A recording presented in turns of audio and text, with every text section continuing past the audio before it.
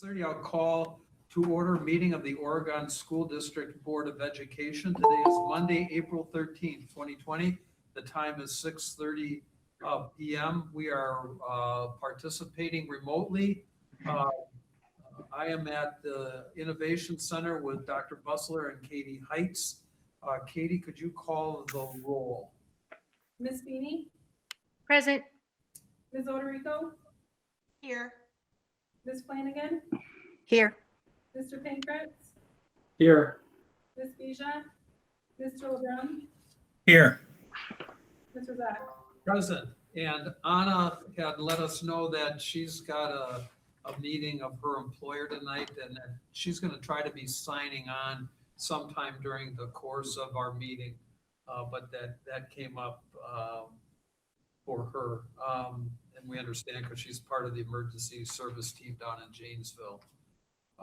With that, I've got notice that the meeting has been appropriately noticed under Wisconsin open meetings law, and the new rules of the notice indicates that the board would be appearing remotely, participating remotely, and it gave instructions for the public in terms of how to attend this meeting virtually.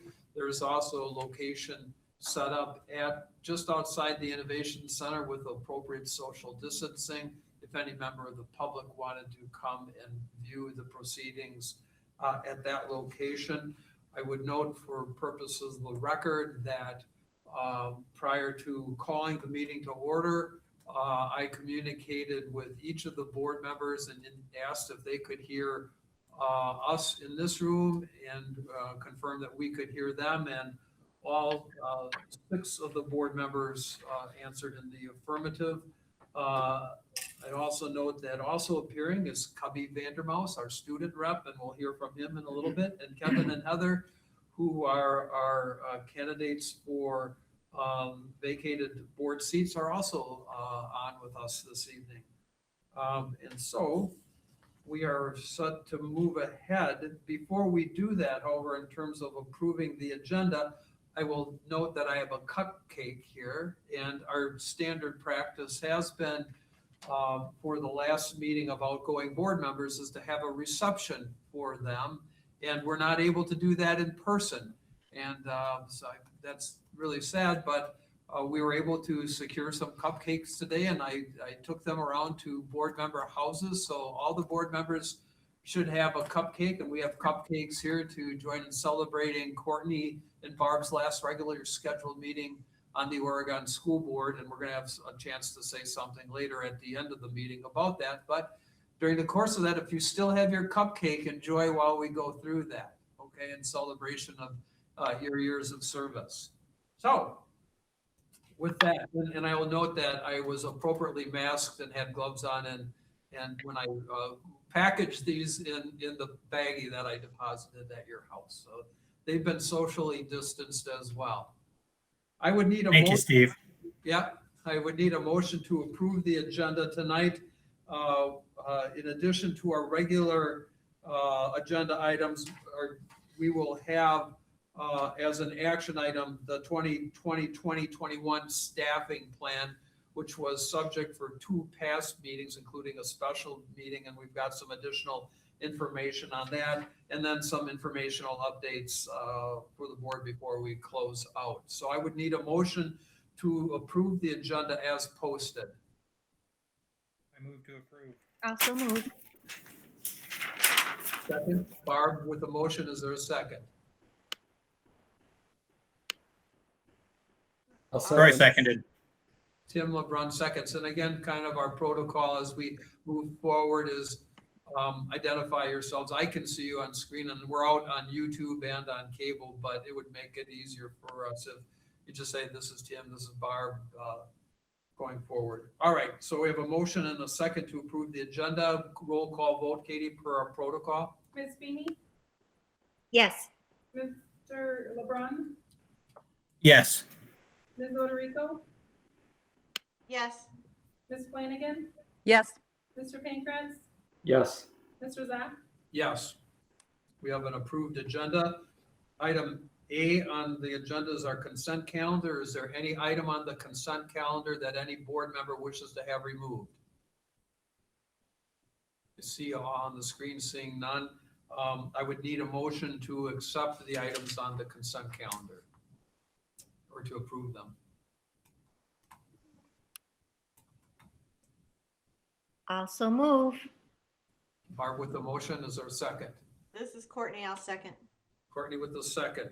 I would note that we have 3 donations, one from Dr. Bergstrom for an A-team scholarship, Track the LLC, $800 for the splash pad, and John Faust, $800 for the splash pad, and we thank them for their contributions to the district. Roll call. Ms. Feeney, Present. Yes. Ms. Federico, Yes. Ms. Flanagan, Yes. Mr. Pancratz, Yes. Mr. LeBrun, Yes. Mr. West. Yes, motions on the consent calendar are approved. Item number, next item is information items. Did any board member receive any comments from the public regarding agenda items? The direction was if board members had if any member of the public had comments, they were to direct them to a board member. Anybody received any? Seeing none? None here. We can, This is Tim, none here. okay. All right. Seeing none from board members, we'll move on to the OEA report. Laura, are you on, or anyone from the OEA? Okay. Do not see anyone. Cubby? Hi. Hi. Log Okay. on. You got anything to report? How's it going remotely? It's going well. Going well. Am I coming through all right? You are coming on just fine as I eat All my right. cookie. Distance learning is, I think we're in our 4th week now, 4th or 5th. It's going really well. I think the staff has done a really great job of providing the students with resources as well as letting them know where they are. So a big shout out to them. Also giving chances to the staff to receive feedback on how it's going. I think that's a great thing that we've been doing. But yeah, it's going well. Definitely miss being at school for sure. I didn't think I would catch myself saying that, but here I am. Kind of a strange last semester. That's for sure. Yeah. So Dr. Bustler and I are continuing to talk, and we'll continue to talk to the board about graduation ceremonies and how that might work, okay? Okay. So it's an important milestone for you guys. Mm. Good. Hey, Thanks. Steve, Yeah. I'm sorry, I just want to step back to the last item quickly. I did hear from 2 parents who have juniors, and they both want to make sure that the message gets clear that junior prom is a big miss this year, and if there's some way they can carve that into next year, it would be so greatly appreciated. Great. Thanks for that information, Tim. If you can let those folks know that you communicated that at our board meeting. Will do. Thank you. Okay, great. Anything more, Cubby? Yeah, just that I know that there's a lot of uncertainty. You mentioned graduation among, especially the seniors, juniors as well. Just that if you have any information at all regarding, graduation, it would be greatly appreciated by, the senior class. But as we all know, it's up in the air right now. So. Right. The discussion that Dr. Bustler and I have had right now is that we'd like to do anything possible to try to continue that, to have some sort of physical presence graduation as a, go away for the seniors, particularly since you've been separated the whole semester, basically. And so we're going to let it play out a little bit so that, the obvious reaction right now would be to cancel it. And we're going to try to see how this develops, to see if there's any means by which we can do something in terms of a physical graduation. So tell your folks to hang with it, that we understand the importance of that ceremony for you guys. Okay, thank you. See Laura Stoller just jumped on, so. Okay. go back. Hi, Laura. Laura Stoller? Going once? Yes, I'm here, sorry. Hi there. Okay, we bopped over you with the OEA report. Do you have anything for us? No, just that we're very appreciative of the collaboration we've been able to put forth with all of this, and we'll just keep trucking along. Great, thanks. And we'll be on for tomorrow, or we're on for Wednesday. Yeah. Yes. We're in weekly leaders meetings, board members, and virtual leader meetings, so we'll have another one on Wednesday. And Brian reports back on those. Okay, that takes us out of the informational items. Let's go to action items, and that's the staffing plan. And Brian, do you want to start off with this? Sure, I can get us started quickly. Board members, I'd like to draw your attention to the addendum that we prepared for your consideration tonight. Last week, we had a conversation about a number of items with regards to the staffing plan. And just as a reminder, remember our 2020-21 staffing plan. The cornerstone for this is our District 5 values. It's our goal to provide you with the best plan possible to meet the needs of all students in the district. And secondly, the board feedback that you provided to us last week on April 7th was valuable, and we intend to accurately address the feedback in our final recommendation. A couple of the items that you noted for our consideration was providing an estimate of potential revenue given all the variables in play with state funding, growth, et cetera, for next year. I particularly appreciated someone that said, we understand this is like throwing a dart at the wall because it's not a perfect science. You also asked for prioritizing the staffing plan's new positions so you can clearly see the projected priorities. We've done that. There was also a request to identify fixed and variable costs. I think we called them fixed and flexible costs, but the concept was around a variable cost. We also contemplated and we've identified a big picture estimate of $200,000 of internal reallocations, and that money would be or will be finalized in the weeks ahead to ensure that the future investments are the best choices that we can make. And then lastly, we heard board members talk about the importance of investing in infrastructure supports, such as administrative staffing for student achievement and instruction, administrative interns, associate principals, and pupil services staffing. So we believe we have identified all 5 points. We're happy to go into more detail. What I would like to do is ask Andy to walk through the revenue situation, and then Gina will walk through the projected expenses.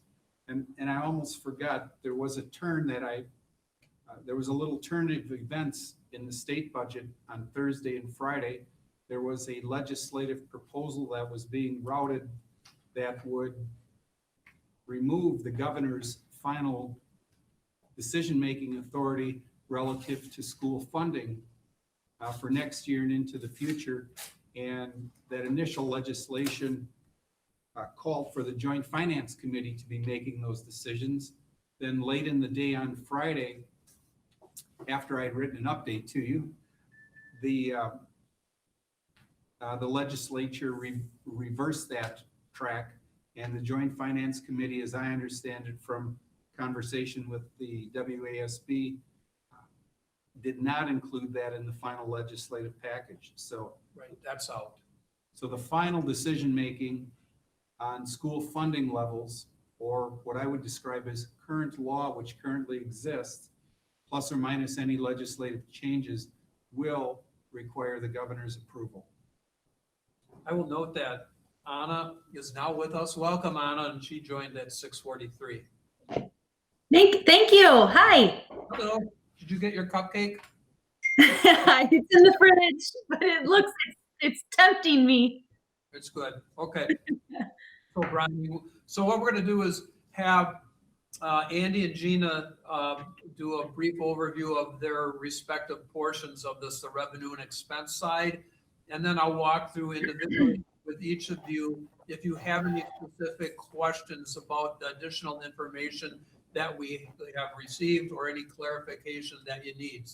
And then we'll get into the recommendation at that point. So we'll go first presentation, then questions about what's in there, and then getting into the recommendation. So Andy, you're first up. All right, thank you.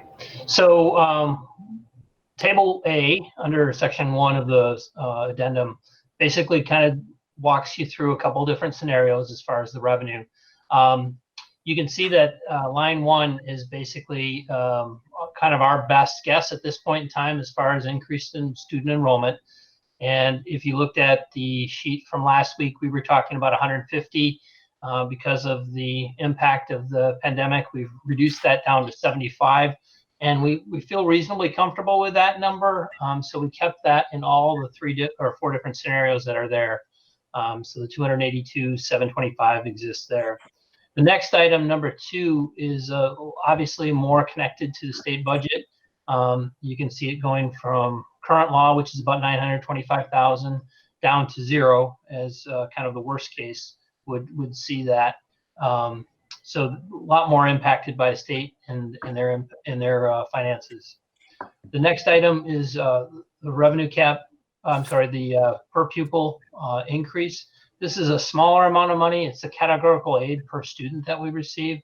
It is not as influenced by state law, and we believe politically that it's probably would stay very similar to what's in current law. If it was rolled back, it would have a fairly minor impact. The next item, number 4, I actually forgot to update the description, so I apologize for that.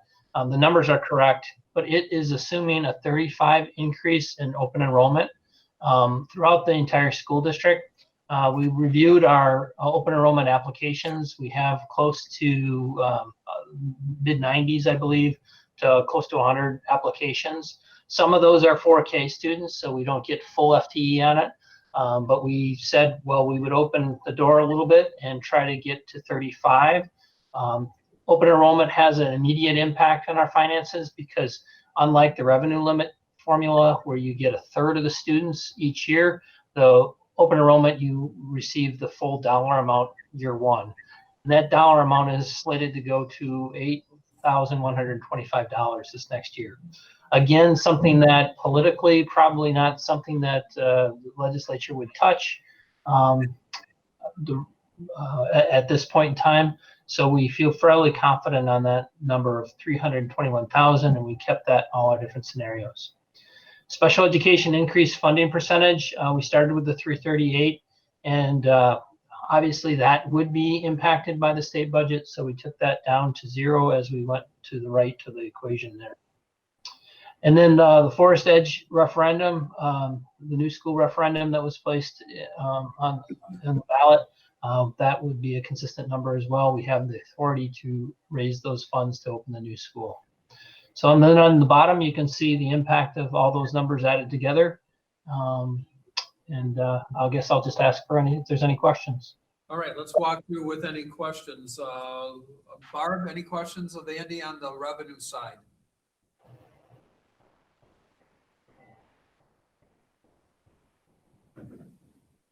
Or Mike's. Yeah. You can No questions. Okay. Troy? Andy, on line 4, what do the numbers 14, 12, 10, 8 mean? Yeah, originally I was going to stagger the number of students that we received. So I apologize, I should have updated that. That should just say 35 students, and I kept that all the way through. Originally, I was going to be a little bit more conservative at the time before we had a discussion administratively, and we got the numbers from the applications. And so I was going to do 14 in the first column, 12, 10, and then 8. Oh, okay. So it's 35 across the board. Okay, thank you. Now 95 across the board. Thank you. Any more, Troy? No, just that one. Okay. Tim? Same line item, Andy. Line item 4. I think that was 0 the last time we got together to talk about this. Are we? Is it? We've got 100 applications, and we're looking at 35. How are we prioritizing those? Are we trying to free ourselves up as our own not our own population, but our district-specific population starts to grow, or is it first in, first accepted? What kind of criteria are we going to use? Sure. Well, Gina might jump in here, but basically we can open the number of spots by grade level.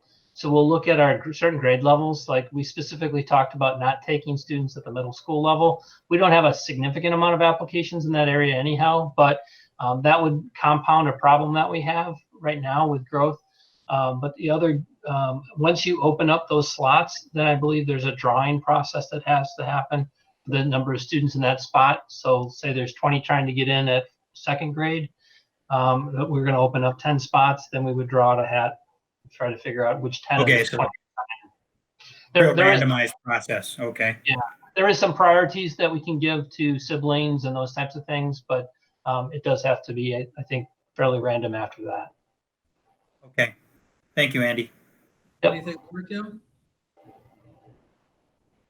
No, that's it. Thank you. Okay. Anna? No questions on the revenue side. I appreciate this table. It's helpful. Courtney? No questions. Krista?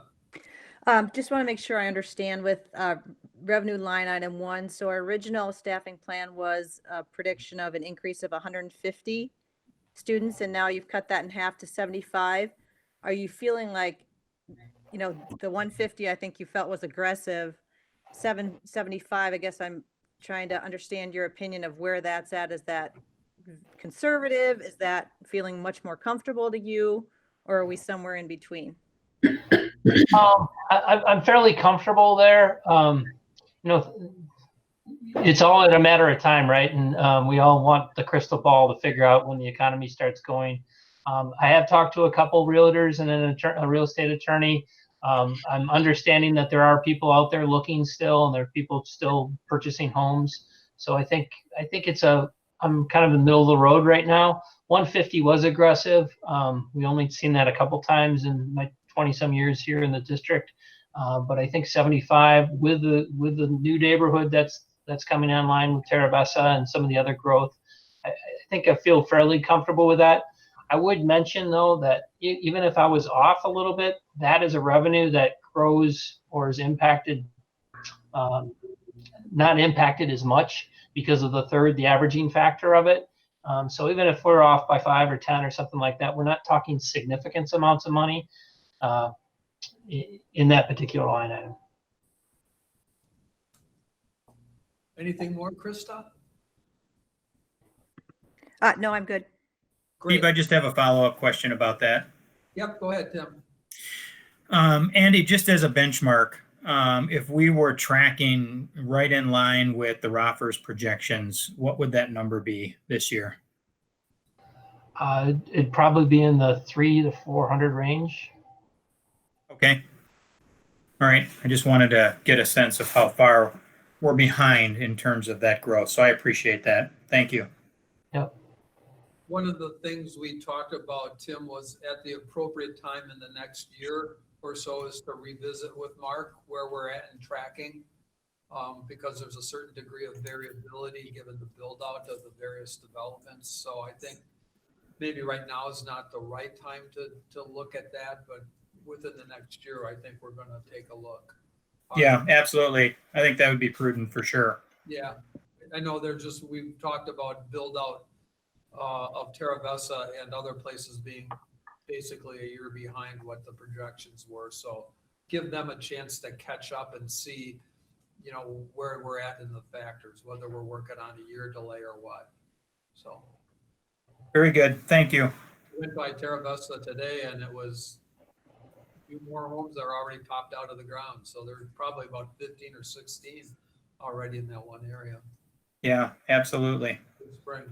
Okay, Brian you had a point, Brian? Yes, this is just a reminder. I'm going to ask Andy to walk through two items that the board requested information on. The first item was the fund balance projection, June 30th, 2020, which means at the end of this school year. And then the second item was the district's fund balance as of June 30th. Sure. And those were considerations that we talked about and that you said you wanted some confirmation on. So just understand we still have the dart. We're still projecting because it's not over yet. So Andy, would you walk through those two, please? Thank you. You bet.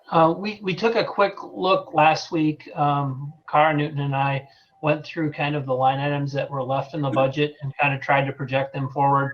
Obviously, salaries are going to be where they are. There are some line items related to overtime, some other things that were left over.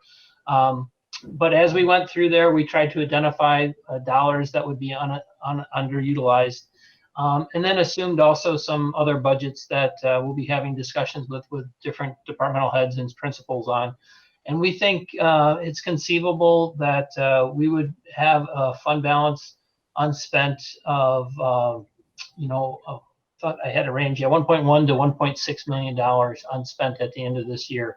I think it's very, very plausible that we'll hit in that number.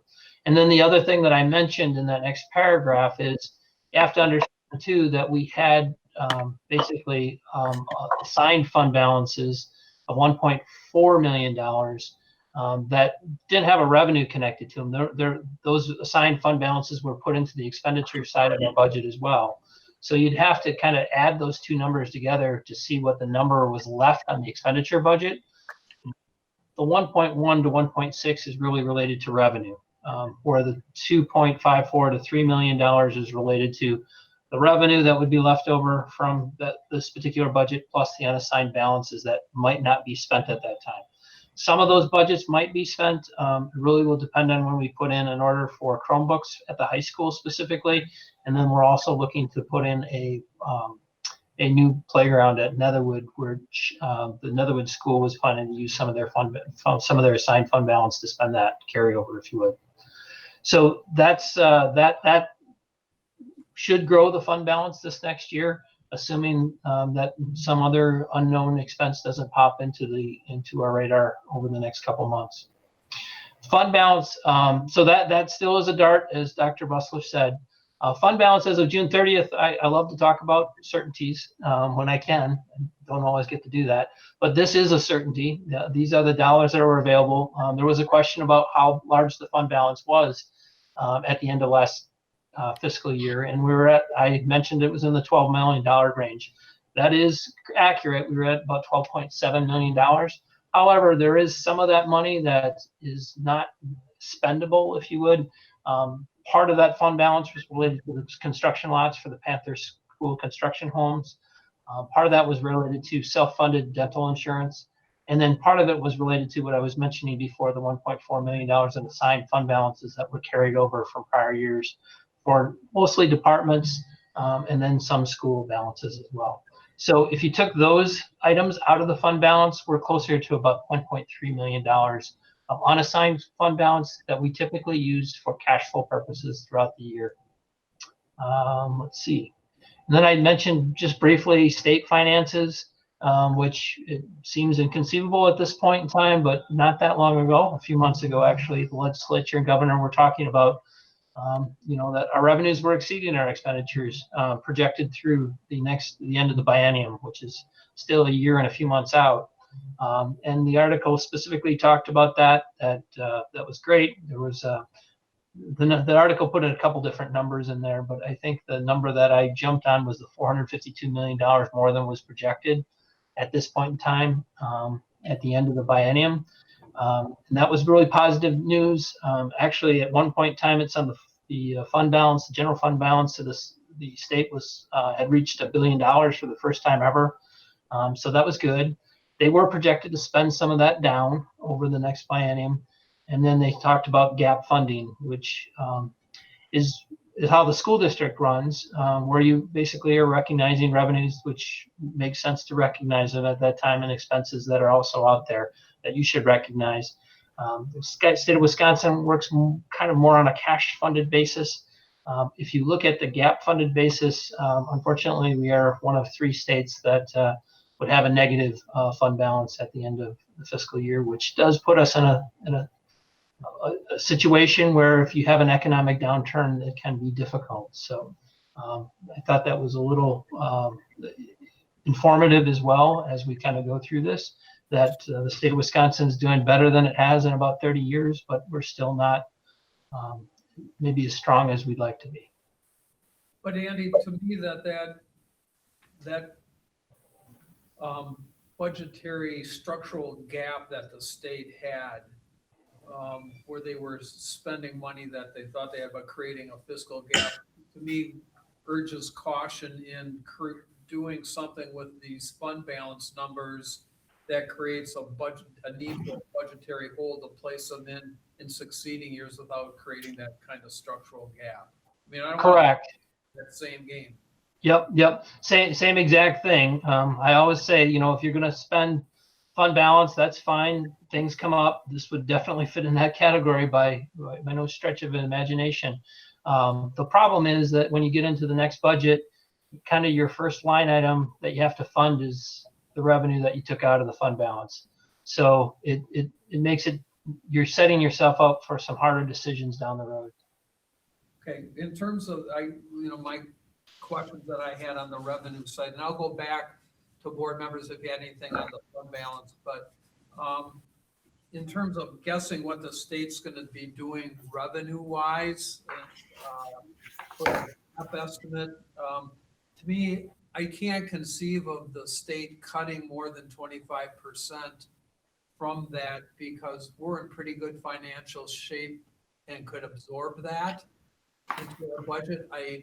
If that happens, if there's that significant of a cut statewide, I just can't imagine what that would do to at least half of the school districts in this state. So I'm thinking, my sense is 75% is probably as drastic as a cut as we would probably see. I can't imagine a 50% scenario statewide. Is that kind of your thought process, or if you had to, do you foresee anything less than 75% or smaller than 75%? Are you asking me, Steve? Zandy. Yeah. I feel pretty comfortable knowing who's sitting in the governor's seat, to be blatant about it. The governor is a huge supporter of education, and I think him having the veto ability that he has helps us feel a little bit more comfortable that 75% is a good number, that we would maintain at least that level of funding. So one question on open enrollment. We get 100% of the state aid on open enrollment in year one, but that's only at 75% of what we would get for a resident-based student? No, they've been increasing that dollar amount fairly significantly. So we're in the 11,000 range once a student has been here for 3 years, compared to 8,000. So 11/8, I guess, or I'm sorry, 8/11 would be about what we're getting for open enrollment. The open enrollment number has been coming up. It wasn't that long that it was $6,000, and now it's over 8. Okay, so it's better than in the past, but it's not 100% as a 3-year resident here. Correct. But that first year, the impact is hard to ignore, because basically you've gotten 2 years the average, right from the get-go almost. And this is a Gina question. One of the reasons that we started to narrow the number of slots available for open enrollment was just because of our projected growth. With 35, it does not seem to me, if we open the door for 35 more, that's not going to limit our capacity in the other buildings as we move forward. If we restrict the number that might filter into the middle school and Rome Corners, during this interim phase. Is that kind of what the planning is, or where the 35 would be selected from? You're exactly right. We will bring you a proposal the first meeting in June. That's the first meeting by law where we can open more spaces. So we'll have a recommendation for you about which grade levels we feel we should open and how many spots. Are you looking for a recommendation or approval tonight of, in concept, for a budgetary reason, opening up that at the first possible point, or not tonight? No, I wasn't, because we can't do that until June, but just wanted to let you know where we're looking at the numbers and foreshadowing that we plan to come back in June to ask you for more spaces, given the number of applications that we received and the growth that we're projecting. So that consideration for that would be tonight in what we're comfortable tonight in approving, knowing that in June we would come back and visit that, and there would be a $300,000 revenue source that we could tap if we needed it. Correct. And also we based our projections on the 75% cut in state funding. So if that isn't cut, you know, we have a really, I think we're taking a very conservative approach to our recommendation today, knowing that we can always change that later. Does any board member have any question about the fund balance numbers that Andy just went through? I'm not going to go through the list, but just pipe in, and if nobody pipes in a couple seconds, I'll move on. Andy, this is Troy. Is there a number that of that 1.1 to 1.6 million that's remaining from this fiscal year? Is there a rough number that you have in your head for what portion of that would be attributed to the downtime that we've had? Yeah, I mean, I would say the majority of it. You know, we're looking at utilities expenses and those types of things. A lot of that is influenced by not running the buildings. Some of it's influenced by the energy market as well, which, you know, has kind of been impacted by the pandemic as well. But yeah, the majority of it would be influenced by being shut down. Okay, so it's all really in kind of outside of where our budget was at the beginning of this fiscal year. Okay, Yep. Thank you. Anybody else with any questions on fund balance? Nope. Hearing none, Gina, let's go to the expenditure side then. Okay, so going to part 2, significant expenditures. We put the following tables together to answer questions from the last 2 meetings that we've had. So table B, we categorize the expenses on what we really feel is fixed versus where the board would have more flexibility in the future. So for example, line 1, the educator compensation plan. If you remember, we have the 3 different levels in the plan. And so that budget estimate is looking at current staff, how much it would cost for the staff members who are changing levels next year. And so we categorize that as a fixed cost because that plan was adopted by the board and the educators would be moving next year. Compare that to line 2, where that would be any increase to the levels of those plans.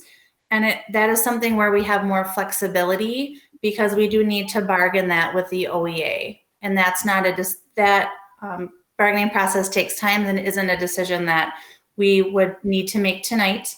Again, line 3, similarly with non-OEA staff members, we had talked in March about doing a wage increase of 1.81 to 2% to really be more in line with other Dane County similar schools. But we have more flexibility in that, and that's not a decision that we need to make tonight.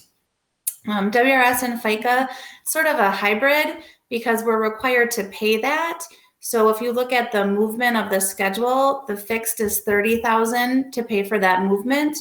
But then the number varies depending on what we do with wage increases.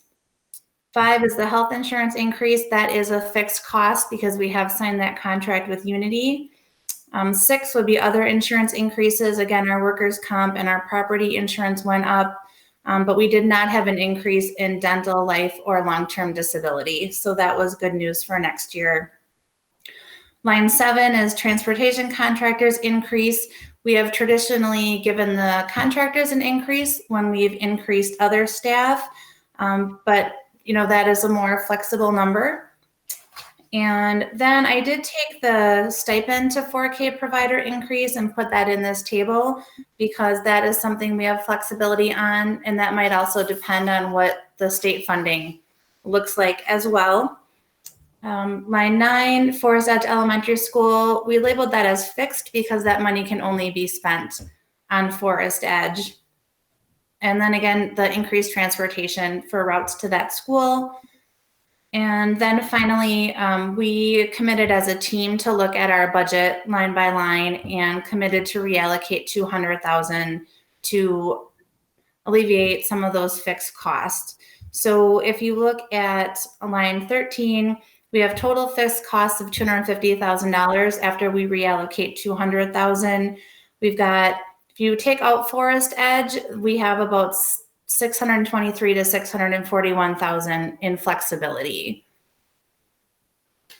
Well, what questions do you have for me on table B?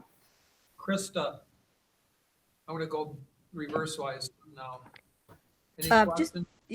just have a couple. So on the educator compensation plan increase, line 2 and then line 3, you said, those are flexible and that we don't have to make a decision tonight. So what are you saying that if we approve that as part of the staffing plan tonight, that you're still going to come back to us with the plan or with a recommendation for what those would be or what the plan is to allocate that money? I guess I'm not sure what you're saying there.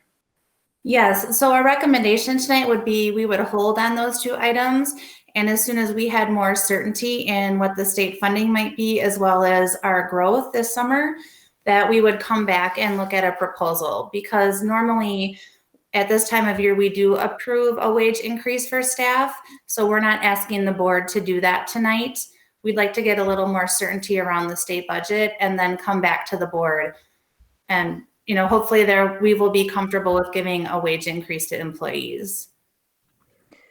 So are you asking us tonight to approve all the fixed and hold on the flexibility ones that are labeled that way? Are you saying you would like us to look at approving fixed and flexibility, but you'd come back to us with? I guess I'm trying to understand what you're asking potentially for us to approve tonight. So we're asking you to approve the staffing recommendations in table 1, 2, and table 1 and 2 and 3. So table B is just to give you a picture of what the finances will look like in order for you to feel comfortable doing that. Okay. Then next question is in terms of bus contractors, are we currently paying them through COVID, or are they not being paid right now? We are paying them the base cost, and Andy can talk more about this, but we're not paying mileage. We were actually discussing paying them a portion of mileage because of the discussion that I think we've had in the past with trying to pay the drivers. So the contractors are being paid their base wages, which basically pays for their buses. Probably all of them have bus payments since buses are not cheap items. But we wanted to save on the mileage because a component of that is obviously fuel and maintenance on the vehicles. But also a component of that would be driver's fees or driver's payroll. So we've been having a discussion with them and should have some information in the next week or 2 to try to identify how much of that we would be willing to pay in order to get the drivers paid as well. So what did we approve previously as part of the payment while school's not in session? We just approved that we're paying them base costs right now? Yeah, if you looked, Okay. I think if you looked on the bills payable, you would just see the base cost at this point in time. And then same question with 4K. We are paying 4K like we are paying our teaching staff right now. So that's a little bit more complicated because there's a number of different contractors involved in that. But for the most part, I would say that our 4K teachers who are employees of those organizations are being paid like they would be normally paid. But there are a couple little exceptions to that, one of which we were working on today. So, but we have paid all that we would normally have paid. That payment, the second payment that we do to our contractors, our 4K partners, was actually paid in either January or February. So they got their full year amount of money, those partners. So we then have been talking to them and saying, hey, we'd really like you to pay the teachers. Plus, we are utilizing those teachers. They are reaching out and helping teach the students at home. Yes, but they're not our employees, so we don't have control over whether they're paid by the community provider or not. Right. Right, so this, what you're talking about for the additional stipend next year. So we do not pay them, this would go to the centers that, with the understanding that they would pay that to the teachers. Right, and so that was in our original staffing report that we are going to ask the board to approve that $100 increase, but we are not asking for that tonight. We would see how the state funding would look, and we would come back at a later time and make a recommendation to you. Okay, thank you. And Krista, I think we'll keep track for you if we have any issues with the 4K providers. We have made the payment on the basis that that goes to our 4K instructors, and I'll continue to work with Brian on what the status is of those who have not made those payments. Not very many, but the intent was that they continue to get paid, so we'll keep you updated on that. But Great, thank you. asking that question. And Gina, just to clarify again, is that the recommendation would be that the fixed costs on table B that are identified in 1 through 11, that we're going to approve those tonight, and we're going to hold off on the flexible ones and decide that when we get a better budget picture later on. That's correct. Okay, great. All right, Courtney, any questions off of that table B, the first part of Gina's discussion? No, not really. I saw the note that said this does not include cost savings from reimagining summer school. Do we feel like that will factor into the staffing decision-making for 2021, or is that just sort of its own separate standalone entity? That's really, to me, its own separate standalone entity because it really depends what summer school looks like, but we plan to stay within the allocation for that if we have one. Okay. Does that answer your question? Yeah, that's what I figured you were going to say, but I was just curious if that was getting any sharper into focus, or that's still kind of fuzzy out there, huh? It is. Yeah. Okay, no, I have no other questions. Anna? Yeah, just a quick question, I guess. Wondering if, Gina, you have talked with any other school districts specifically related to the line item 3, the non-educator staff salary increases. Just wondering if the other school districts will be in a similar position where they may be also faced with that sort of uncertainty and that may not be able to fully provide that sort of increase to their staff. Do you know if that's something else that's, I mean, I can't believe that we would be unique in that situation. I will actually ask Dr. Bussler to address that because they had a superintendent's call today, I believe, with that topic. Yes, the Badger Conference superintendents had our weekly conference call this morning, and that was one of the topics. To the extent districts are proceeding to pay what I'll call movement in your compensation plan, which is item B1, and then item B2, or item B2 and B3, which is the consumer price index. There were 2 out of the 11 districts that were planning to pay the consumer price index and the movement as of today. Their boards haven't approved it, but they either had a meeting this evening or a meeting next Monday night. The other 9 districts were in a holding pattern and waiting until I'll say the final decision, so to speak, from the state comes with funding. And I say final decision almost a little tongue in cheek, because remember, the current law that's approved has us funded at 100%. So we're all sort of assuming it might get rolled back a little, but we also have to remind ourselves the current law is at 100%. So to your question, we are in the majority of districts. We are like the other 9 districts with this proposal. Okay, thank you. That's my only question. Thank you, Anna. Tim? Just to go back to the transportation line number 7, I would imagine you're smart about this, Andy. I know that the bus driver salaries are certainly a variable component, that we don't have routes. We're not paying we're not paying to staff those routes if we don't have those routes. So I would hope that it would be easy enough to carve out the variable salary piece from the variable maintenance and fuel piece. Is that what's happening behind the scenes? Yeah, we had a conversation. We actually had a hangout just like this with the contractors last week. And we are basically surveying, not all of them, but the majority of them, to figure out what they pay their drivers. Sure. And then separate that from the mileage, and basically would pay those rates to the contractors, probably an average, because we agreed that we would all pay them the same. We wouldn't pay one more than the other, but we'd come up with a dollar amount and pay them so that each route would get something for that. Yeah, a standard of some sort. Sure. All right. Very good. Back to Courtney's question on line number 11. Again, the reimagining summer school.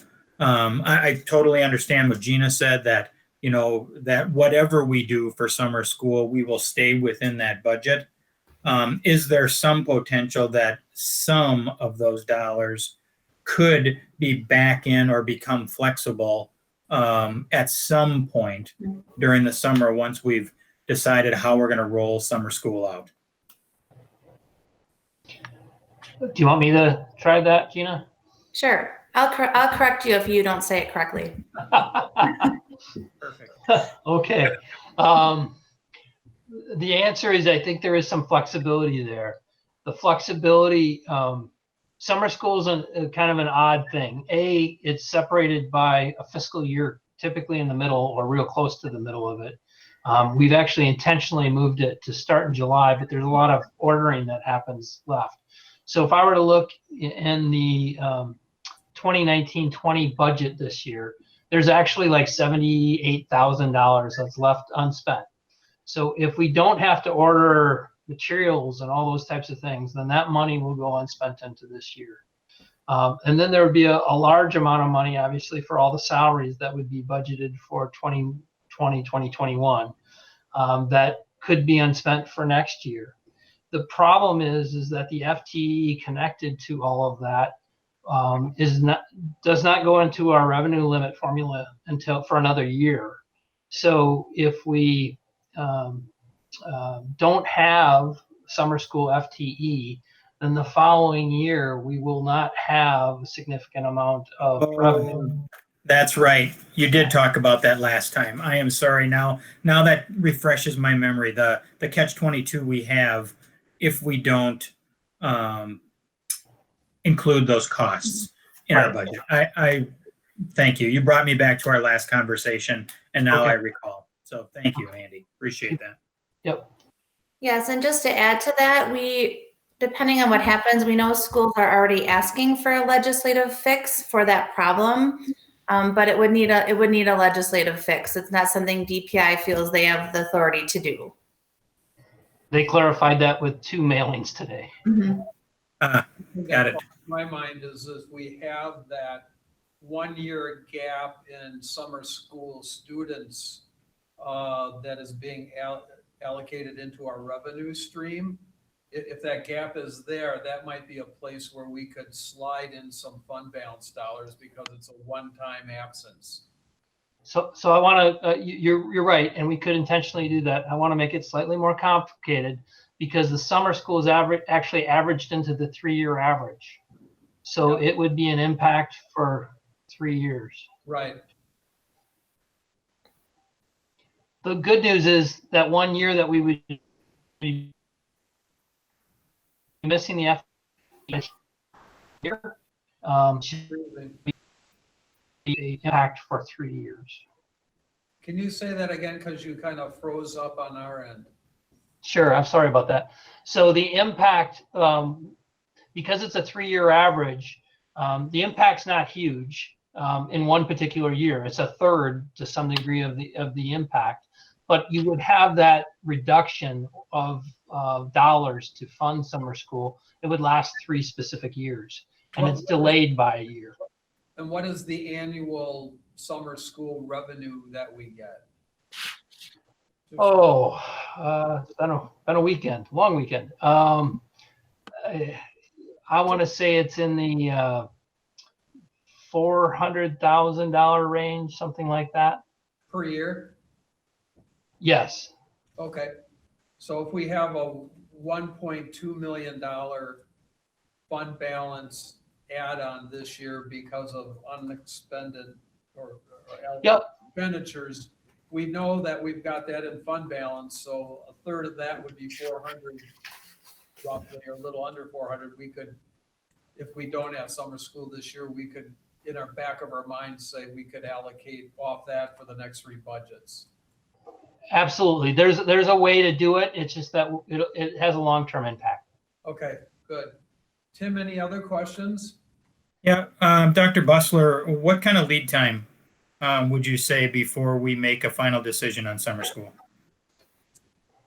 I mean, it's not a game day call by any stretch. So at what point do we say, you know what, we're going to have a reimagined summer school, or we're not going to have a summer school? I would say clearly by the second week in May, when we're back for our May board meeting, and possibly even before that. We know that the stay-at-home order expires on April 24th. We are anticipating that we'll get more direction on the stay-at-home order, which obviously will impact if and when schools can be reopened. We already feel a little bit behind the game in terms of summer school, because summer school is less than 2 months away. And tomorrow at our administrative team meeting, we're going to be doing some advanced planning for events that we're either scheduled in April, in May, or June. And we're also starting to look at July and August, because next school year is just right around the corner. So I would say that second meeting, or that first meeting in May, we should have a go, no-go decision based on everything that we've been able to learn and compile so far. Okay, thank you. I'm using that dart that all of you gave me. Sure, last understood. Anything else, Tim? No, nothing else. Okay, thanks. Troy, you're up.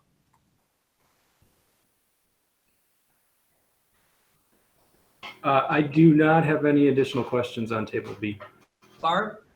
No questions. Okay, and I don't either. So Gina, I think we've got that table B done now. You've got a couple more tables to go through, right? Yes, I do. So Okay. I'm going to go through tables 1, 2, and 3, and these are the positions that we are recommending the board approve tonight. Okay, and that's on page 4, 5, and 6 then of the addendum that came out this week. Yes. Okay, go So ahead. I will tell you our rationale as we go through. So in table 1, there was a question last time about, well, which positions are legally required? Which ones do we have to fill? So we know that we have a student who will need sign language as part of that student's programming. So we need to add a sign language paraprofessional for that student. So we're asking the board to approve that. Additionally, we may need to add a special education teacher once we look at the IEP needs of the students coming to us. But if we do need to add that, that would come from the special education grant. So that isn't a Fund 10 request, but we would like authority to fill that position if we need that. And we should have a sense of that in mid-May. once we know our students that will be at Forest Edge and where, what the needs of the students look like at each of the elementary schools. So we would like the board to approve that. So should we need it, we could get that posted and filled, because those special education is becoming a hard to fill area. But it's cost neutral in terms of our expenditure versus revenue budget. It is, yes. Okay, But it is an additional position, so wanted the board approval for that. Then moving into table 2, these are positions that are reallocations from the current budget. And again, in terms of timing and planning for next year, and we talked about this at our last meeting, that we would really like to add an assistant director of instruction as well as an administrative intern at the middle school level, so that we could start planning for next school year. And those are really critical positions and are budget neutral. So we'd like the board's authority to fill both of those. And then table 3, we really talked about as a team in terms of which positions do we need right now in order, irregardless of state funding, that we feel comfortable we would have funding for. And so we really focused at the middle school and the crowdedness of those class sizes, because we know regardless of construction growth that those students are coming, and those class sizes will be well above what the board guidelines are for us. So we would like the board to approve adding the classroom educators and the reading para at the middle school level. Then we looked at which positions do we need to build upon the neighborhood model that is started in middle school. And that was the counselor position and the associate principal position, that we would really like to get those positions hired, start planning for that for the fall, particularly if we're not going to be able to be in school the rest of this year, that transition to the start of next school year is going to be really, really critical. And we also know historically that posting administrator and student services positions now gives us the strongest pool available. Additionally, if you look at the 4 positions in table 3, those are positions that would be much more challenging to fill in October, because we're working on student schedules now. It's hard to add new classes in October, as well as, to implement neighborhood model once the school year has started. So when we really focused in on what do we need from the board tonight, looking at tables 1, 2, and 3 is our recommendation. okay. Thank you. Barb, any questions on that? No, Troy, good. No questions from me. Tim, No, nothing from me. Thank you.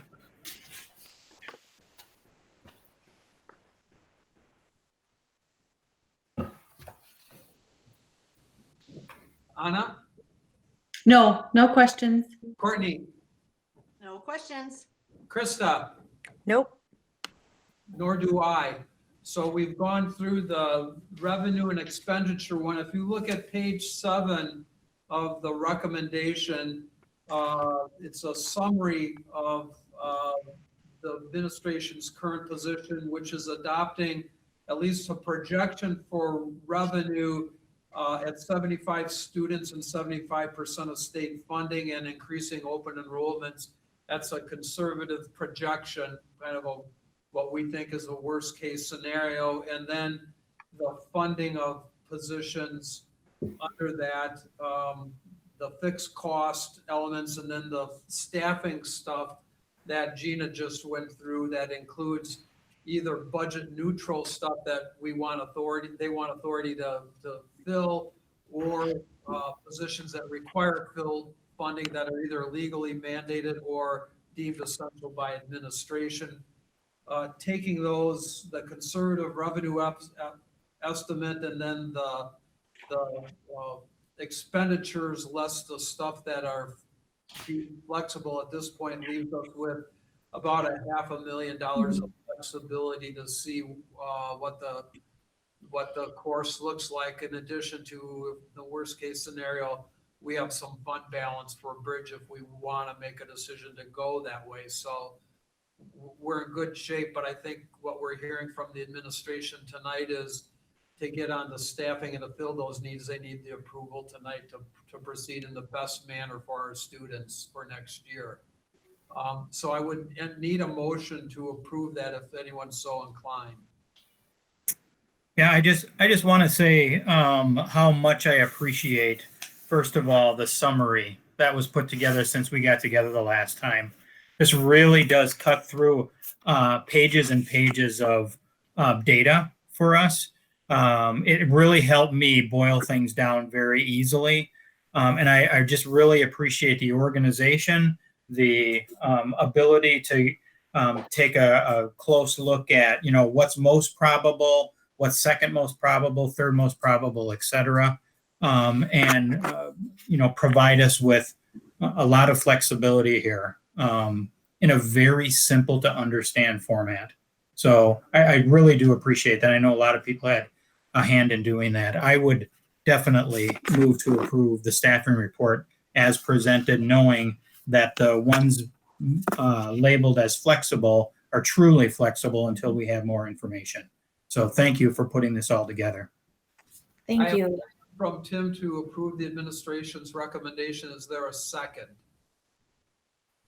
This is Anna. I will second that motion. Got a motion and a second. Is there any discussion?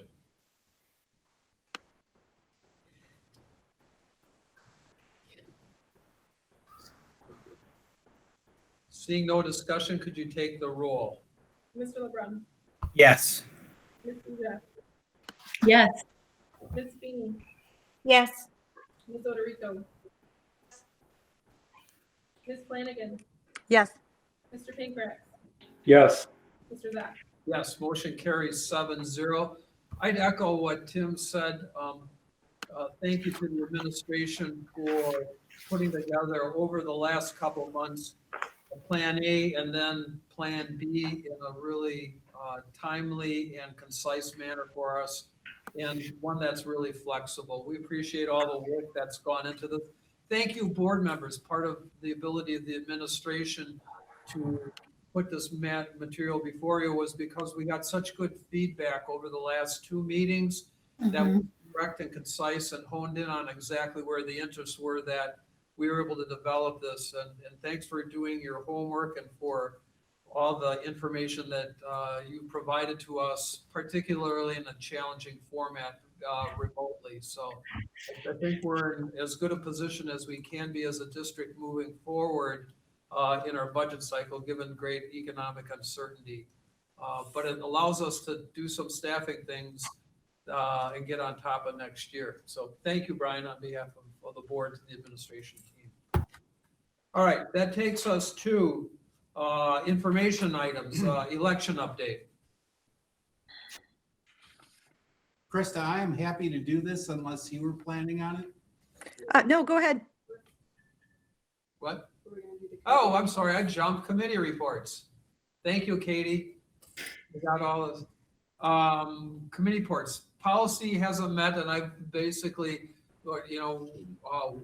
talked with Gina's been underwater, Krista, but we've got stuff that in the next month or so, maybe you and I should talk about what's on the table. Sure. Yep, got it. Okay. Vision Steering Committee, Troy. So we met last Wednesday virtually, and it was kind of a restart of this committee. As you remember, we were on hiatus for about a year. So it was our first meeting back.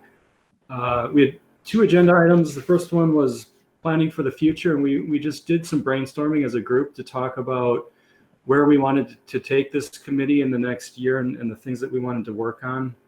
So it was a really good brainstorming session. We had really good input from all attendees, and we came up with a list of about 15 different items, kind of scattered all across the board. So I'm going to work with Leslie on that to kind of condense that down into some kind of big heading items, and that'll guide us over the next year as to some of the things we're going to be working on. The second agenda topic was the board workshop agenda. So we have a board workshop scheduled for May 26th, I believe, a Tuesday. And we began discussions about, probably needing to reimagine that workshop, as we may still be on safe at home orders at that time. So we just tossed around some ideas of what that might look like. One of the things that we may think we would want to do is to still hold a virtual meeting on May 26th to talk about more of the board operating procedures as a refresher for all of us, and we'll have 2 new board members coming on at that time, kind of give us an opportunity to revisit how we operate as a board. We would do that virtually on May 26th. And then we would look to schedule an in-person workshop, potentially in July, where we could focus more on visioning. And we wouldn't table the visioning topic until July. We'd do some pre-work and possibly do some one-on-one interviews with board members to try and shape that agenda. So that's kind of what we're up to. The brainstorming topics were included in the weekly letter this past week. So I would encourage any board members to send me a note if there's anything that you saw that you felt was missing and that you thought we should add to that list. That's it. Yep. And Troy, one of the things that we talked about, Troy and I talked yesterday briefly, is that if we have room on our May 11th agenda, we may also do some of that board workshop stuff on the 11th, but that we've got to flush out our agenda for that. And we always have the fallback date of the 26th. So, yep. Okay. Anybody have any questions of Troy or members of the visioning committee?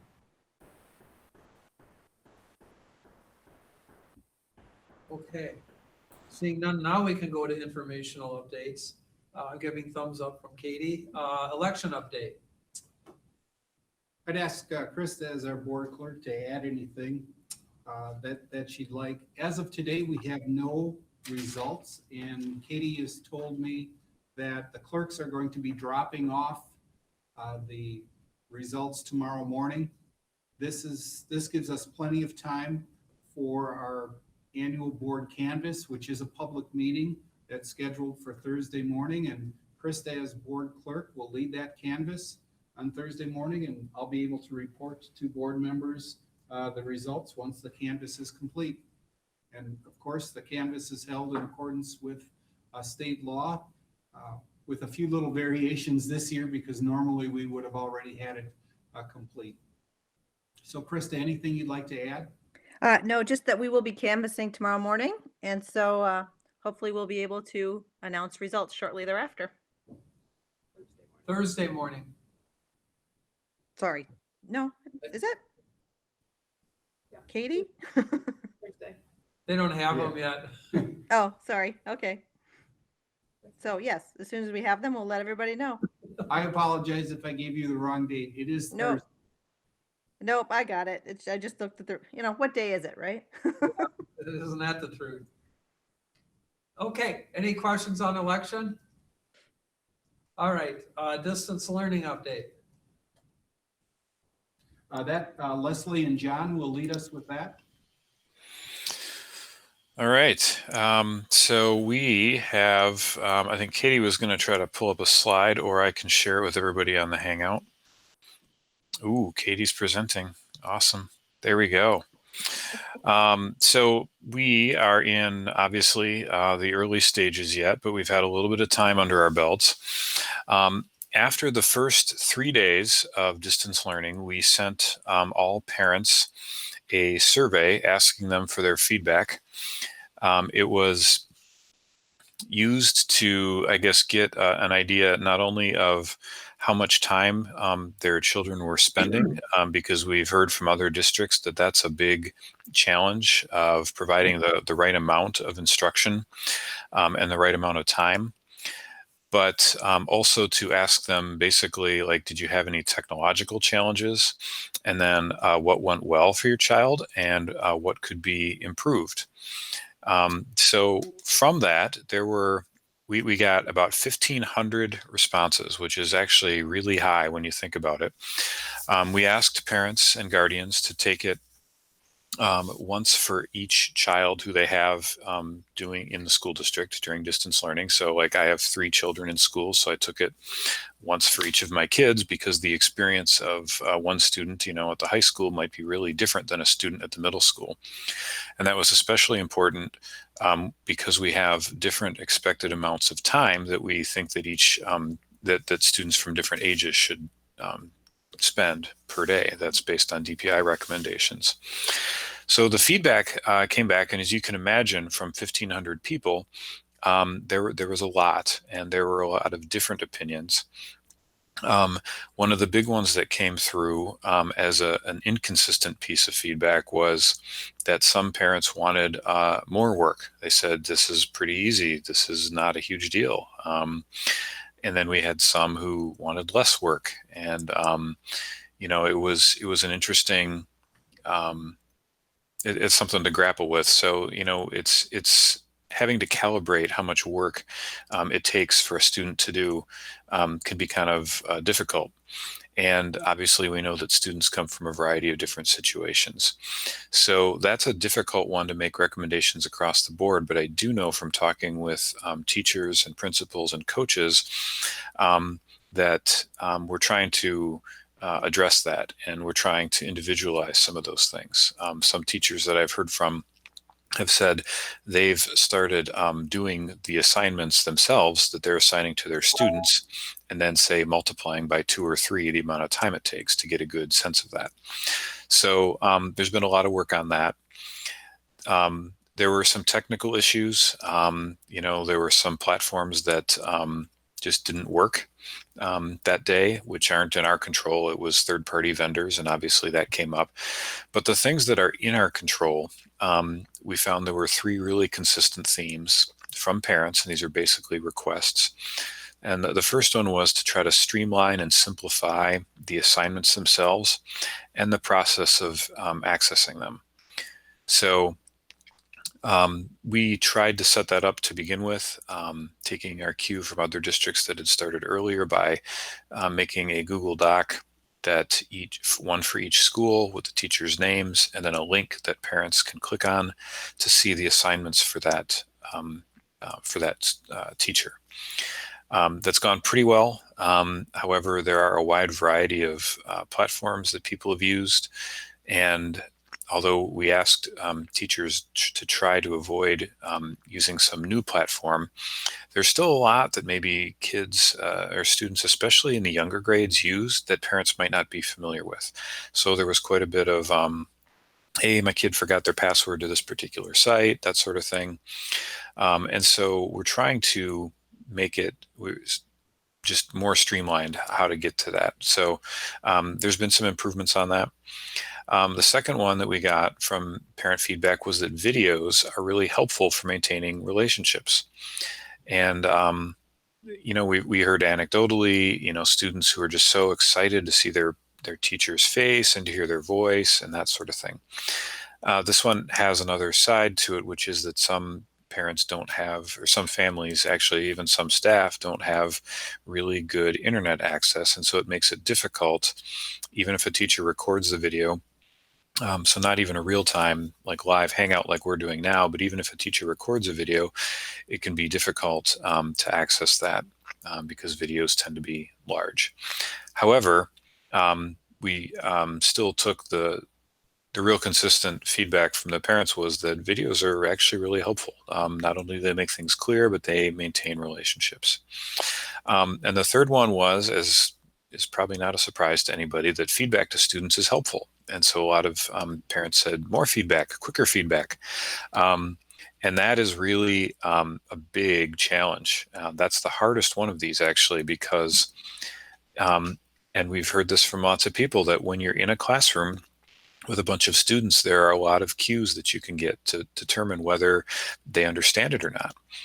So, there's nonverbals, there's sort of the quizzical look, there's a furrowed brow, some of those things, or you can kind of overhear them when they're talking to a neighbor when they're working on things. And so we don't have that in the online distance learning environment. So it's really important for the students to, provide, I guess, their work back to the teachers quickly, and then the teachers to respond back, so there's not a large lag time. So based on this feedback, we dedicated today's in-service day. We sent this out to all the teachers, and today's in-service was basically dedicated to improving our practice and our delivery method for students and families. And the one other thing other than this, and then Leslie, you can add into whatever I've missed, is that at the high school today, their additional kind of top priority task was to convert or shift over to a pass-fail grading system. And so Jim and his instructional coaches and leadership team put a lot of work into that, along with the tech department, to set up Infinite Campus and get that all facilitated. So that was high school specific at this point, to move to that pass-fail system. But that was a big shift for them that they've been working on. Leslie, what did I miss, or what could be better explained? I think that was a great summary, John. I just want to mention that the middle school is also going to a pass, no pass system. While they will continue to give numerical scores on standards, they're not moving away from their standards-based system. They are, as a final course grade, so to speak, are doing pass, no pass, as opposed to the traditional ABC system. So they are very much in line with what the high school is doing also. And I think that's helpful. The next thing is, I just want to say that our teachers are amazing. Their ability to adapt to this system and to be leaders amongst one another in this is just, I can't say enough about how terrific they have been. And then finally, while we are a learning institution, during this time period, we are putting our priority on connections and relationships, because it's the social emotional part of learning that has really risen to the top for us, particularly in this time. Yeah, I should have commented also that the parent feedback actually was overwhelmingly positive as well. So it was super supportive. Some teachers were, called out and praised by name. Others, it was just sort of a general appreciation for everything that's been done. And they really have been great. It's very rare that you see people retool an entire delivery method in days and weeks. It's pretty unprecedented, and it's been really, really amazing to see, and people have been wonderful about collaborating and working together on this. Do you guys have any questions for us about distance learning and where we're going? Board members, anything for John or Leslie? Thank you, John and Leslie. I have a question. Barb, Barb Feeney here. Do you have any sense of how many families do not have internet access who really need it? Well, we actually did a survey at the beginning. We actually did a survey last year during registration, and it was a little bit difficult to tell because we had 40, no, I can look it up. We had less than 50 people who indicated they didn't have internet access. So less than 50 families. And then we had a large number of blanks. So people who just didn't respond. And then we had the overwhelming majority who said that they did have internet access. So when this happened, we sent out another survey and asked, again, like, what do you have? What do you need? And we kind of like error checked that initial survey. To address that, we bought, or I guess, we bought them pretty much, 200 Verizon MiFis. They're these mobile internet access points for people generally who live in rural areas there where a broadband provider won't go. What we discovered is that in addition to people who just have no internet, there are some that just don't have good enough internet. They don't have true broadband, or they have data caps. So we ran into some like satellite internet service providers that limit the amount of data per month that can be used. So people started running into data caps. We distributed less than, I think we had distributed about 60 of the MiFis to people, and we were we had 200. We actually gave some to other districts because we didn't need them, and other districts did need them. So we were able to shift that over, and Verizon took care of all the billing on the back end. They're just like, okay, these are getting transferred over, so they're off your books and they're on the other districts. So we're not, and we didn't pay for them up front. Basically, they were free, but you pay a monthly charge. So the other districts are doing, I think we gave a bunch to Middleton and some to somebody else. So basically, the devices are free. We just kind of gave them to Middleton, and Middleton now takes over the billing for the data usage on them. And those have been really helpful for those sort of low internet. They're not no internet. They're just kind of like it's slow or it's limited bandwidth. So we've addressed almost everybody. There are some where if they don't have any cellular service where they live and they don't have any internet access, there's really not a lot more we can do other than encourage them to drive up close to one of our schools and hop on the free internet that's provided by a guest network outside each one of our buildings.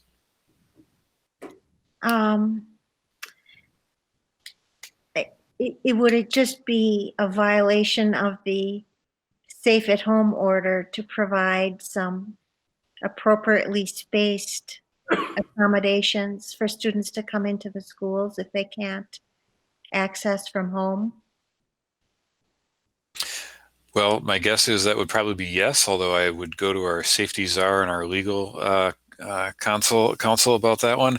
But that's kind of why we said, hey, you can drive up nearby, stay in your car so you're spaced, but you can go near one of our schools and hop on the internet there. So at that point, can they download everything they need and then go home, or do they have to stay in that zone to get their work done?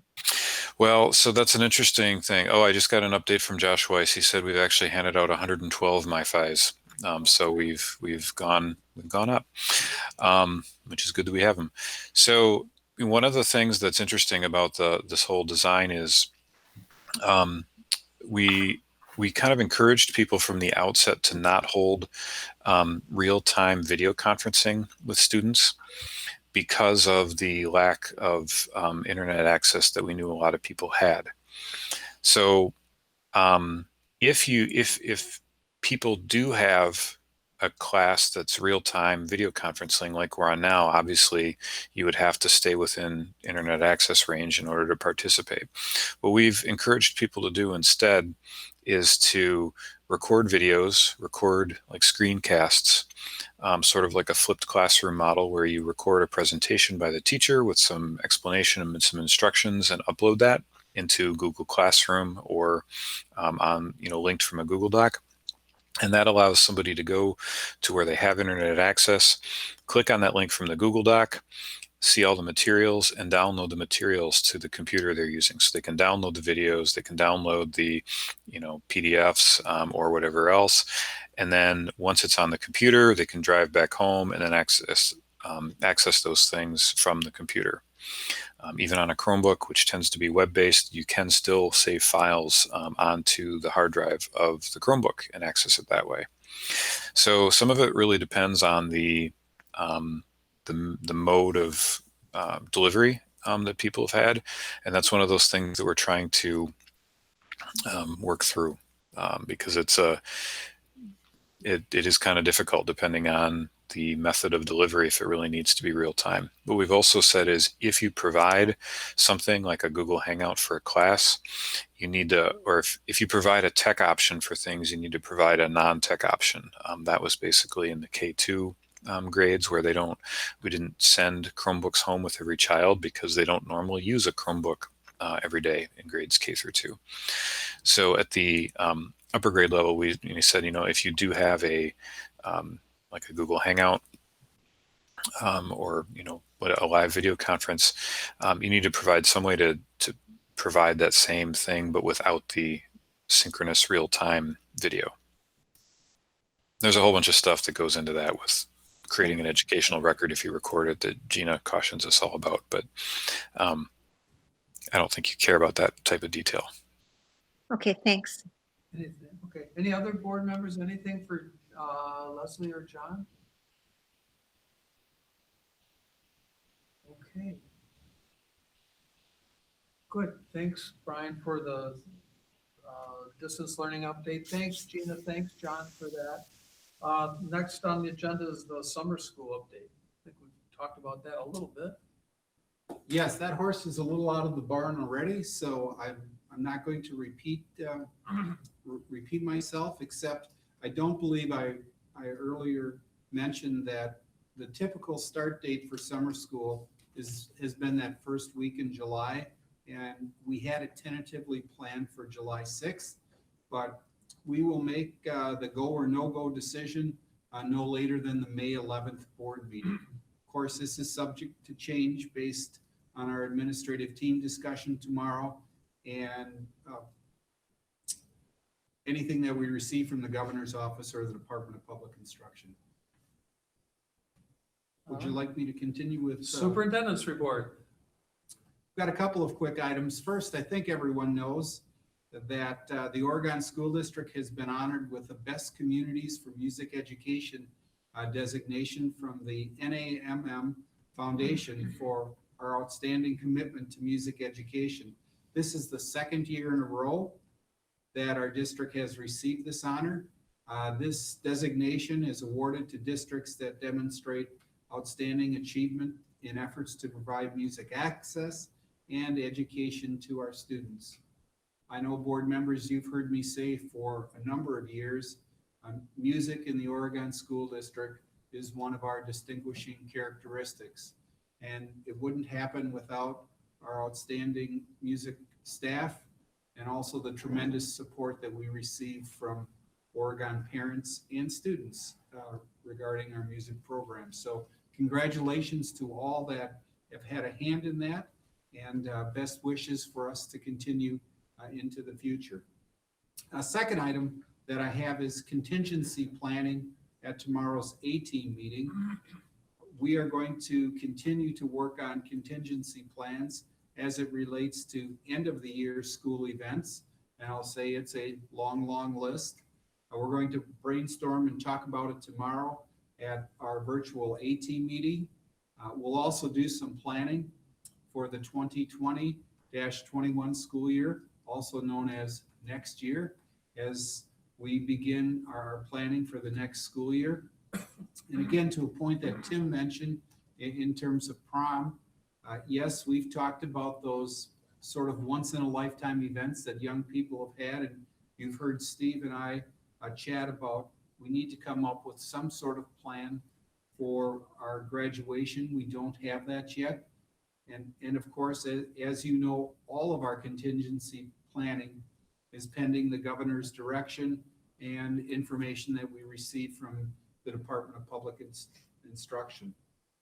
So I hope that your takeaway on this item is we are not sitting idly by.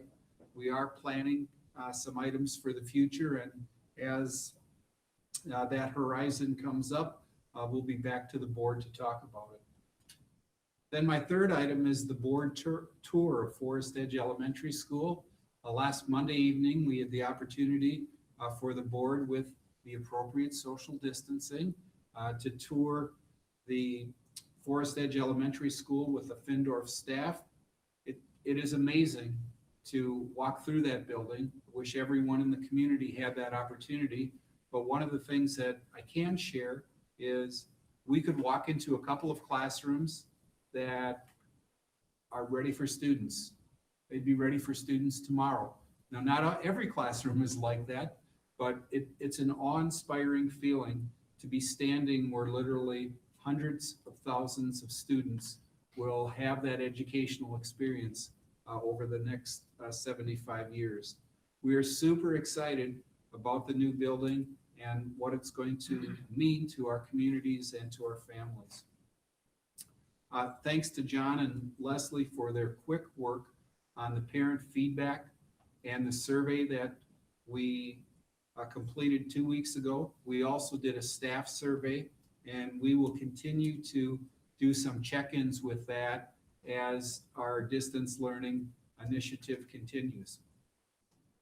At our Badger Conference call today, I learned the Fab Lab at Stoughton High School is working with a local business to provide or to produce N95 masks. And while I am not an expert on N95 masks, what I've learned today is this white material comes in rolls and sheets, and this local business is working with the high school students at Stoughton to manufacture, I'll say, cut these sheets and then attach adhesive to the mask. I'm certain it's a lot more complicated than that in order to meet all the specifications. But I thought it was very cool that some of our students as in the state of Wisconsin, are working on this very important project. And then my last item, you heard it from John and Leslie, and I'd also like to chime in on that. We are exceedingly proud of the work that our teachers and our entire staff have been able to do as we've marshaled through the first 2 weeks of distance learning. It's clear we are modeling the continuous improvement attitude and approach, and that's been part of a district position paper dating back to the early 1990s. In a nutshell, it's just been awesome and great work. I also want to mention our gratitude and appreciation to our parents and students who are learning and making this situation the best that it can be. It's never going to replace the face-to-face interaction in the teaching and learning process. It's not going to replace the connections that our adults make with young people, but we're making the best of a very difficult situation. And as a board and as a community, we should feel very proud of the work that our teachers, our staff, and of course our students and parents, because we're all working on this together. So that completes my report, unless board members, you have any questions for me. Any questions of Brian? All right. Hearing none, future agenda will be at our April 27th board meeting. That is our board reorganization meeting. At that meeting, we'll have our new board members, Kevin Merring and Heather Garrison, will be seated. Kevin and Heather will be making arrangements for you to sign your oath because we will not be in person that night, but I'll work with Gina to determine the most appropriate way to have you complete the oath, the written oath. And then at the meeting, we'll be electing officers for the board, the reorg. Anything else on the agenda? Brian and I have not had a chance to connect on those specific items. One thing that we will do either at that meeting or at the May 11th meeting is the preparation and board approval of our waiver to the Department of Public Instruction. We're going to do a public hearing. Yes, and that will require us to hold a public hearing. As I learned from some other Badger Conference districts and some Dane County districts, those have gone quite well in Dane County. So, but we'll follow that state law and we'll work through that process. Any questions about agenda or items that any board member wishes to be placed on the agenda? Steve, it's Krista. Yeah. One thing I should have mentioned with policy committee is we were working on the anti-hate speech policy. And so what kind of interrupted our work was we were in the process of getting some external feedback, but with the Safer at Home policy that stalled that feedback a little bit. So I just need to connect with Leslie and with Gina about the process of getting some of that feedback. So that could either be put on April or May agenda if we can get that feedback and then reconvene as a policy committee and get that to the board for approval.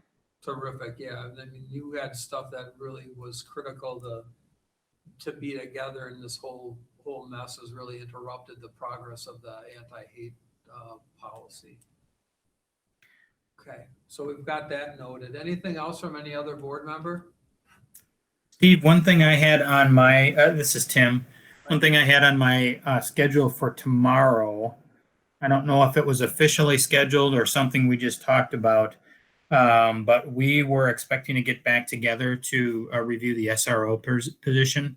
Obviously, we've had lots come up since then, but that is definitely something that's still on our radar to get back together with the village and the police department to make sure that we see how things were going before everybody was out of school. I think that's a very important check-in to have, even if it's very preliminary.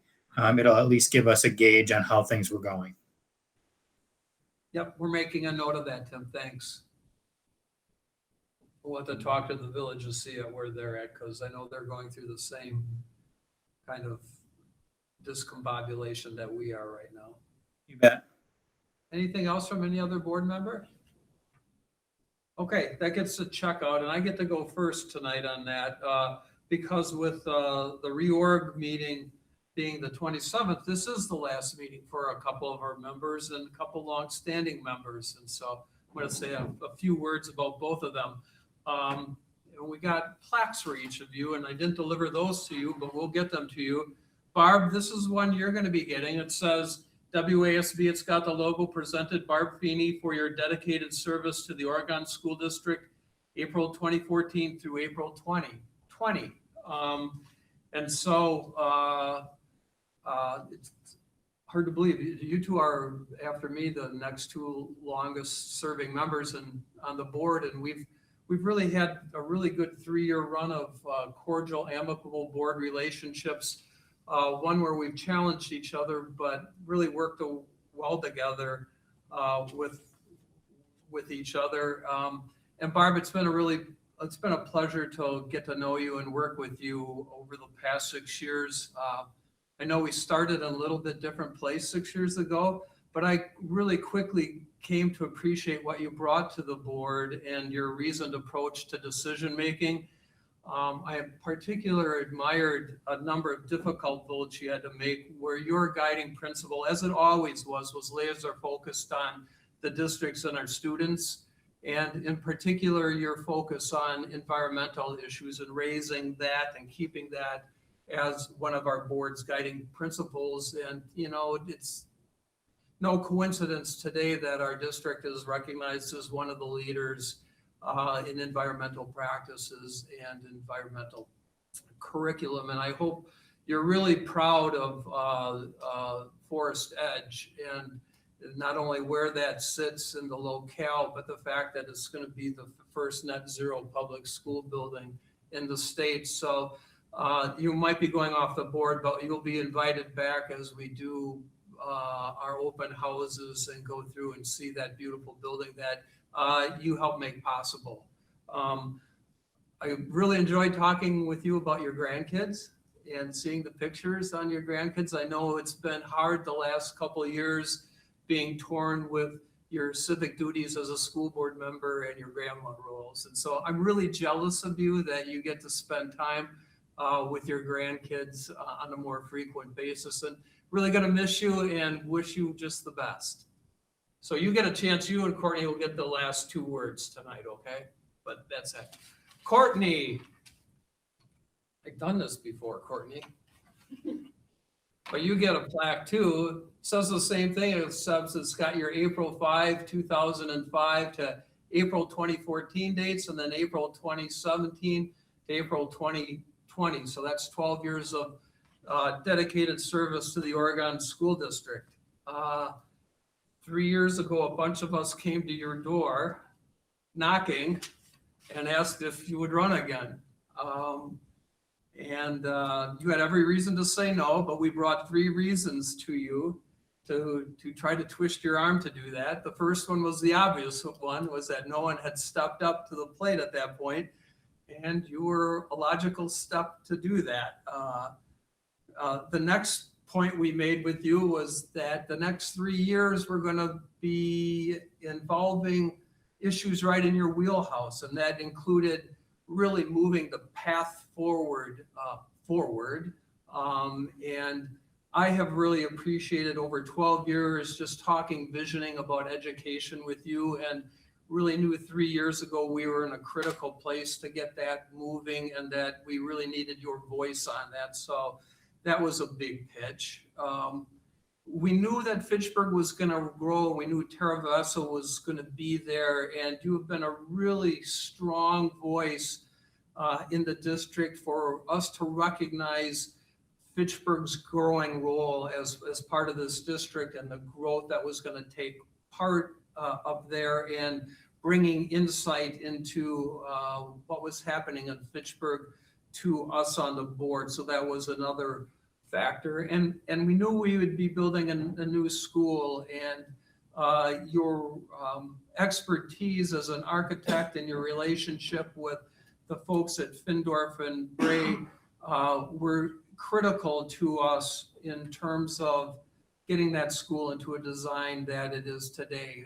And so we pitched all of those to you, and I think that sounded some bell to you and some intrigue.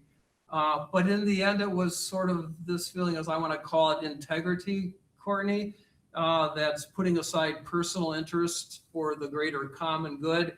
And, you know, you always have had as a personal grounding the core belief that we all have a responsibility as citizens to contribute our time and talents to serve our state and local and federal governments.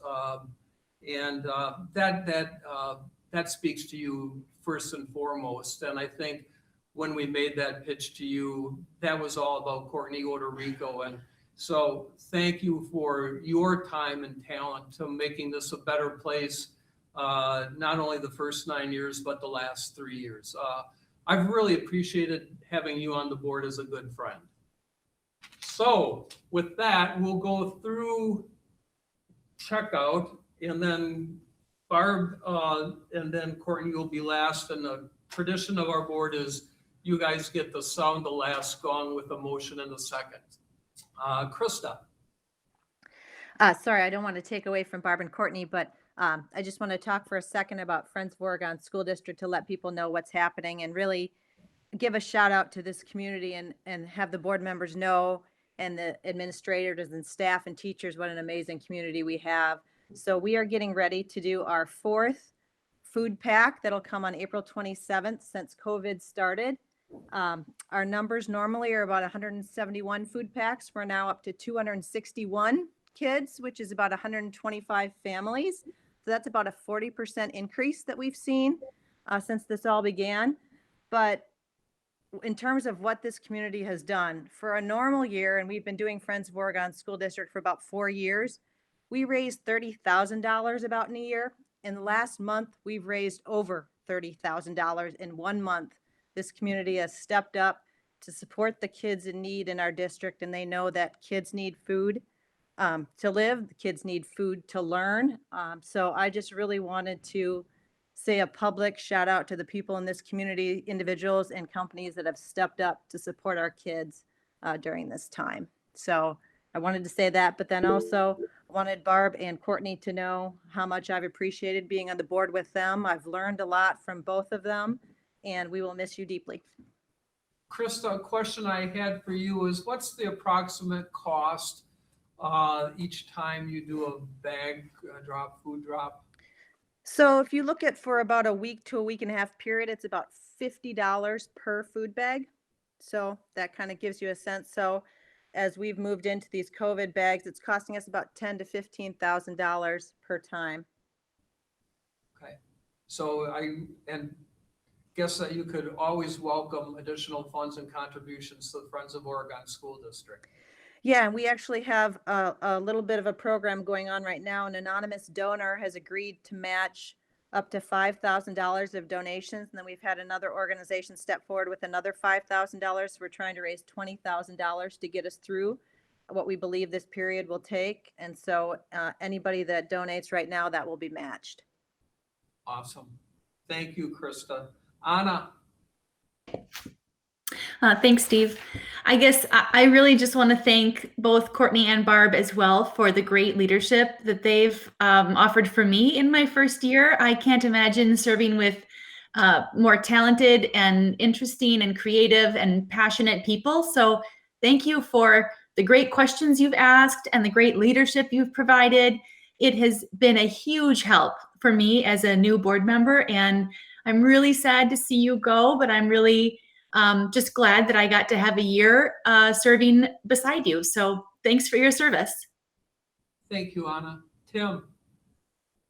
Yeah, I want to echo that as well. I think it has really been, it's a treasure to me to have been able to sit next to Barb. Barb has a very unique way of looking at things. And part of it is her engineering background. And because my wife shares very similar deductions in their thinking, it's so interesting to watch Barb process through things. And she always brings up the most practical things that I've never thought of. I just really appreciate her practical thinking and her way of impressing upon others the value of that process that she goes through. Courtney, to come back and do this again after you knew better, for lack of a better term, after you knew what it all involved, I think it's so selfless of you to have done that. And so, as Steve mentioned, integrity, when I think of both of you, those words of integrity and another being principled, very principled in how you gather information and how you focus that information on your principles. I just really appreciate that. And so thank you for the time you've spent with us. Troy? Yeah, on a personal note, Barb and Courtney, I just wanted to say that I have learned so much from both of you. You were both practicing equity long before it was a mainstream term or word. And both of you have always conducted yourselves so professionally and so respectfully, and it has been a true honor to serve on this board with you. And Barb, just like Tim has said, have been so many times when you've made a statement or you've asked a question that has really sparked an aha moment with me, and just your unique perspective, your unique ability to ask just the right question at the right time has been pretty incredible. And after you would make those statements or ask those questions, I would find myself with a whole new set of ideas that I would be able to consider on an issue. And Courtney, thank you for showing me the power of holding the long view as paramount. I have often looked to you for guidance on what the board should be focused on, because you have always had that long view focus. And, keeping that focus on the big picture and that vision has really allowed this district to get to where we are today. So that is just an extremely powerful mindset in governance, and I will always try to hold that true as I go forward. So thank you both for being such powerful role models to me. We could talk all night for all of the contributions that you've made to the students of this district, but I just wanted to say a few words about the contributions that you've made to me personally as a fellow board member. It's really appreciated. So thank you, and I have truly been proud to have served on this board with you, and I wish you the best. Thanks, Troy. Barb?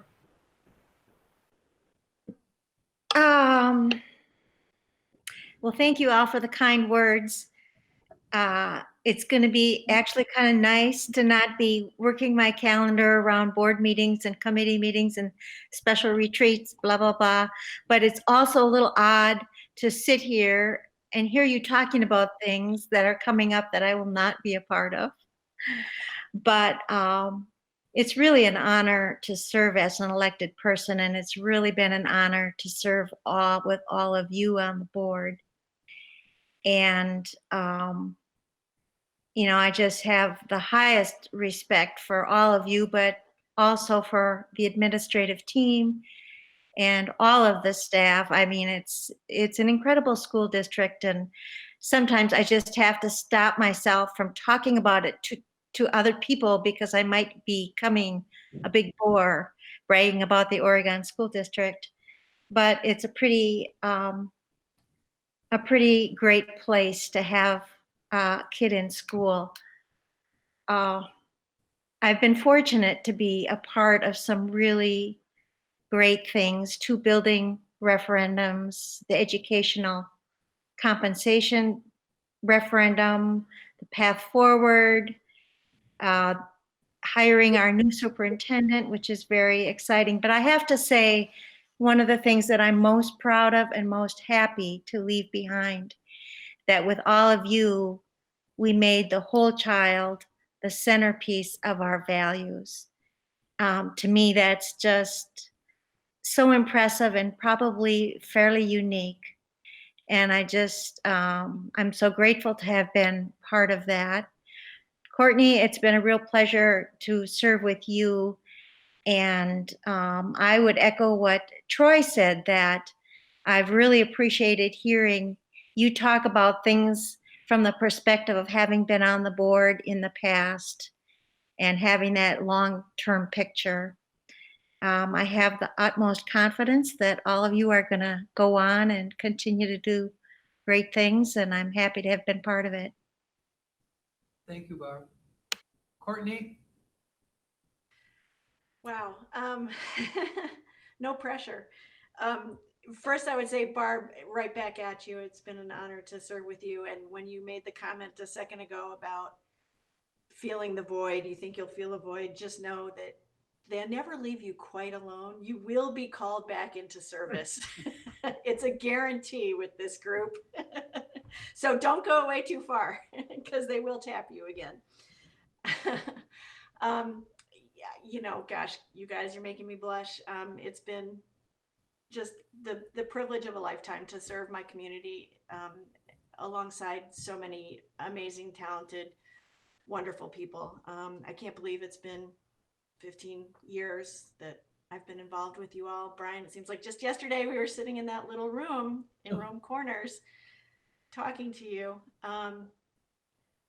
You all are so dedicated and so enthusiastic and have such love in your hearts for the mission of the Oregon School District. And I have said it since day one. I think our children are just incredibly lucky to have such wonderful, focused, loving people around them, from their classroom teachers to staff in the buildings to the bus drivers to administrators, right on up to the school board.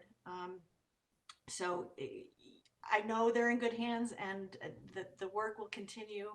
I'm always here in Fitchburg, although I may change my phone number. I don't know. Just kidding. But it's been an honor. And Steve, I can't even say anything about our long-term working relationship. It's been just, I've learned so much from you, and you single-handedly have done so much to move this district in the direction that it's going. That I don't think people understand just quite what you've given of yourself to this district.